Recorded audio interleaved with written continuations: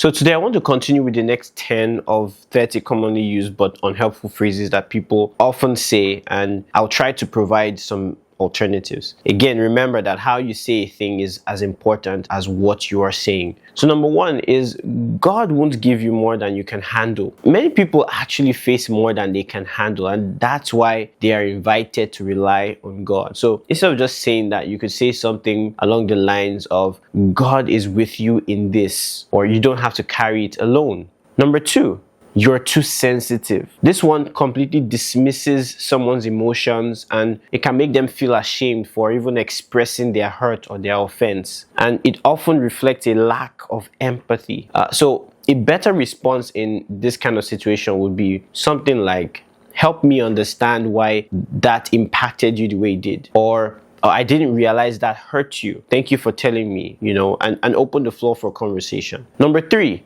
just have more faith. When you see this, it can sound like someone's suffering is their fault, or maybe they're not spiritual enough. And this is especially damaging to people with like chronic or terminal illnesses. So instead, just support them as best as you can. Believe God with them and prayerfully stand by them. Number four, you just need to forgive and move on. This one, I've talked about it, but healing and forgiveness are processes, especially when there is deep trauma involved. Don't rush people through the pain without true restoration. So what you should do instead, is first of all, affirm that forgiveness is powerful, but also be sure to acknowledge that it takes time. God is patient and they don't have to rush. Let them go through that process and be there for them. Now, this one is very notorious. Like when someone loses a loved one or someone very dear to them, and you say, God needed another angel.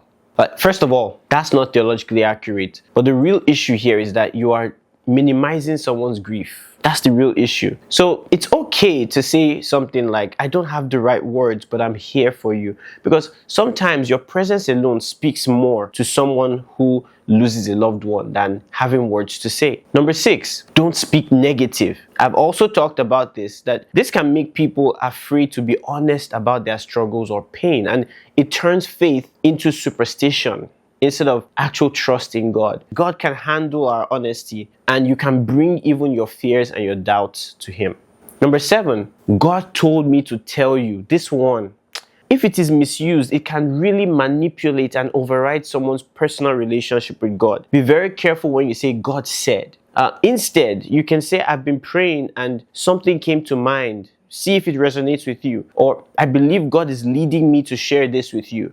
See if it lines up with what you're experiencing. Like, it's okay to be vulnerable in this way, and you'll actually build more trust if you do this. Number eight, you can't speak to this matter because dash, right? So for example, you can't speak to this because you're not married, or you don't have kids, or you're too young, or you're a woman, or you've never been through it. What this does is completely shut people down based on status, instead of being open to consider the wisdom or the truth that they might carry. It basically implies that someone needs a specific life experience to be used by God to teach you. And that's pride. So you can actually listen and say, like, that's an interesting perspective. Tell me more about where that's coming from, and be open to listen to the advice they have. Number nine, let the past stay in the past.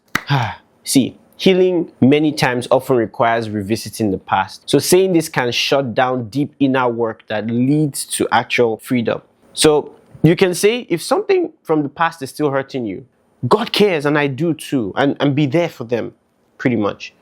The last one for today is, I'm fine. Now, this one, you're like, why is this in the list? But it's often the default response to everything. How are you? I'm fine. But once in a while, be honest. Feel free to change that, especially when you're not feeling fine, and actually get help. Remember, the scriptures call us to bear one another's burdens.